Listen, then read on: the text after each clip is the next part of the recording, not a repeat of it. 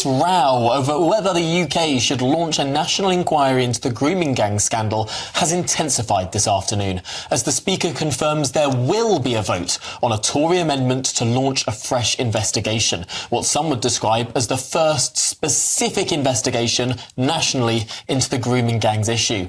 Sir Keir Starmer accuses those backing such an inquiry of prioritising retweets over any real interest in safeguarding of children. OK, well, meanwhile, the father of an abuse gangs survivor has told GB News about how he was arrested when he tried to rescue his daughter from a rape den. Well, Jack spoke to our national reporter Charlie Peters, who joins us now live from Rotherham. Charlie, what did Jack tell you? Welcome to Rotherham, Tom and Emily. This location here is known to many as having its beautiful views over the town behind me. But to those who know the full history of this town, this area was also a grooming abuse hotspot. Like many parts of this town in South Yorkshire, children were taken here away from the eyes of the authorities and the police, and they were abused by gangs of men. In some cases, when the police did see children being abused, they did nothing. In some of the most appalling cases, when the police saw children being abused and those trying to intervene, they arrested the parents instead of the abusers. Earlier today, I spoke with Jack, one of the brave fathers of a survivor from this South Yorkshire abuse scandal. He told me what his experience was like and also what he hopes will happen later today in Parliament. Jack, your daughter was being abused by gangs and the police were doing nothing, but they did come for you. What happened when you tried to save her from an abuse den? I was arrested outside, put in police car, taken away.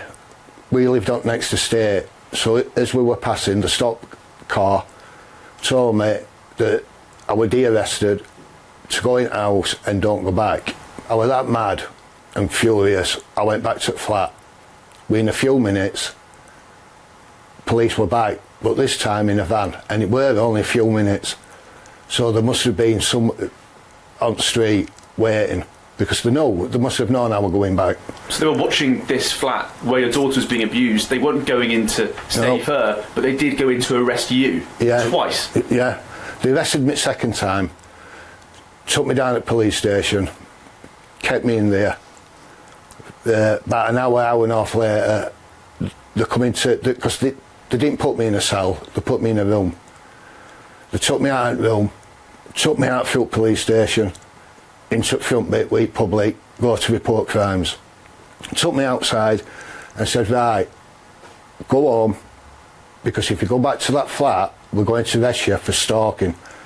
And I don't know if you know or not, but there's serious new stalking laws coming, and we'll arrest you for stalking the occupants of that house.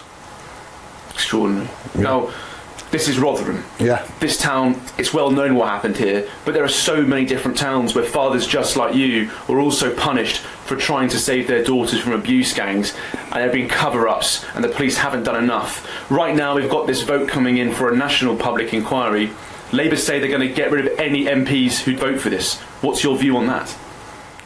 The trading children being drug beaten and raped for votes, because they will not have, they keep saying they're not going to have a national inquiry. The only reason they don't want one is because it's going to have to be into Pakistani Muslim grooming gangs, and they don't want it. They'll lose millions of votes, millions. That's why they don't care about the children or families. They don't care that children have been drug beaten and raped. They just want everything swept under carpet like they've done from day one. Now, Labour have said they will support local inquiries, but when their MPs have said that they want inquiries in their towns, they've been called racist. Anne Cryer in 2003 in Keighley, she was shut down when she raised concerns. Do you think they don't want this national inquiry because it will expose Labour failures and big problems in the past? 100% it will, and it'll show you how little Labour keeps saying that People's Party. No, they're not. No, they're not. They would not let any child, don't matter what ethnicity they are, they would not let any child, if they were People's Party, keep having to relive this and not have a national inquiry to finally get it out. Just before this vote happens, what would you say to the Prime Minister, Sir Keir Starmer? Just get on with it. Let's have a national inquiry. They keep saying there's been inquiries. Yeah, there has. Right? 6 towns out and over 50. That's just a small percentage. Right? There's not been one inquiry out of them 6 into the ethnicity of the grooming gangs. And that is the main point. Let's just get on with it and put this to bed for good. People of this country deserve to know what our children are facing, and they're facing it today. Parents are facing their children going out in danger of being drugged, beaten and groomed. I know I keep saying drugged, beaten and groomed, but I'm saying it because that's exactly what's going off to this day, and it hasn't stopped. They're not scared of getting caught because the sentences that they're getting, 2 and 3 years. Even biggest sentence, 34 years. That were for 11 girls. That works out less than 3 years a girl. They're trying to tell me this is serious sentencing. No, sorry, but it's not. I'm just want Keir Starmer to be a man and realise that UK public and citizens deserve to know. They deserve to know about the grooming gangs, because otherwise the children are not safe. They're not. What a brave man. He fought against the authorities who tried to shut down his attempts to save his daughter, and eventually some justice was achieved for her.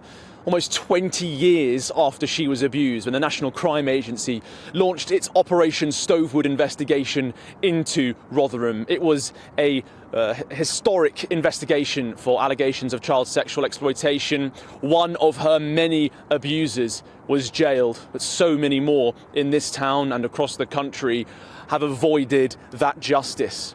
Now, Jack is lucky, in a sense, because there was that investigation in Rotherham. And as you heard him just say, it looked into just 6 towns in the ICSA report out of over 50 where GB News has identified credible reports of on-street grooming gangs occurring.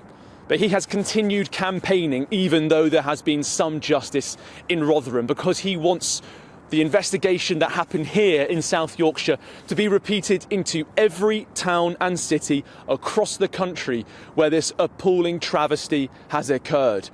There were thousands of victims in Rotherham. At a conservative estimate, 1,400. The Casey report in 2015 found 1,510. More survivors have been identified since by the NCA investigation. Who knows what a national inquiry might find if it were to be launched. And you heard there from Jack that he hopes that the government can pass that, and as he says, just get on with it.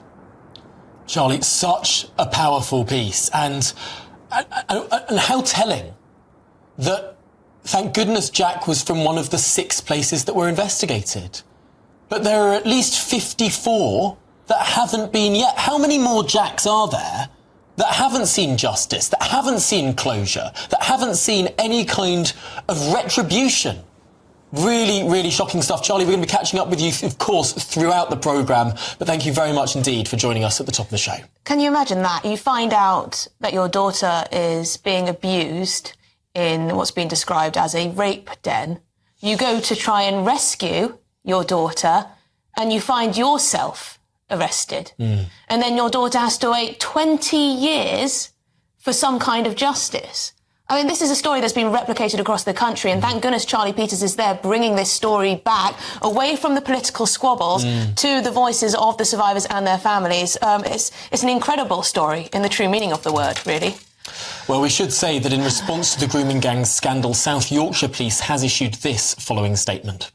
Since the publication of the J Report in 2014, our understanding and handling of cases of child sexual exploitation in South Yorkshire has evolved and developed considerably.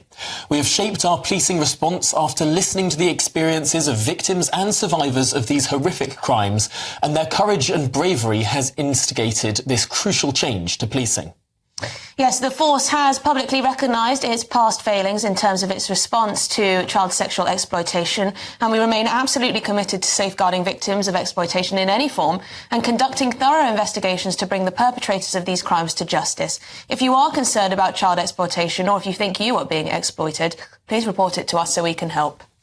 For their part, the government has said no child should ever suffer sexual abuse or exploitation, and it is paramount we do more to protect vulnerable children, which is why we're working at pace across government to drive forward real action to implement the recommendations of the independent inquiry into child sexual abuse chaired by Professor Alexis Jay. And this is the thing, isn't it? Keir Starmer is saying, and he said it in PMQs, that the Jay report is adequate, and all we need to do is implement the recommendations that were already in that Jay report.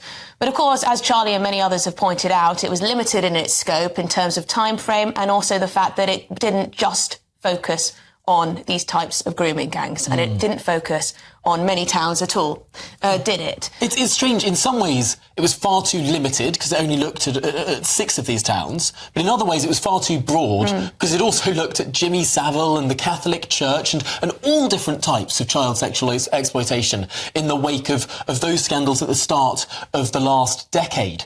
It looked almost everywhere apart from the other 54 towns that GB News has found that had some of this stuff going on. I wonder if it suits the establishment to have a very broad inquiry, so they don't have to focus on just this particularly thorny, particularly controversial, particularly difficult to talk about issue that is of these localised on-street grooming gangs where mostly the perpetrators are of Pakistani heritage. It's a difficult one, isn't it? And talking about all types of child sexual exploitation is probably easier.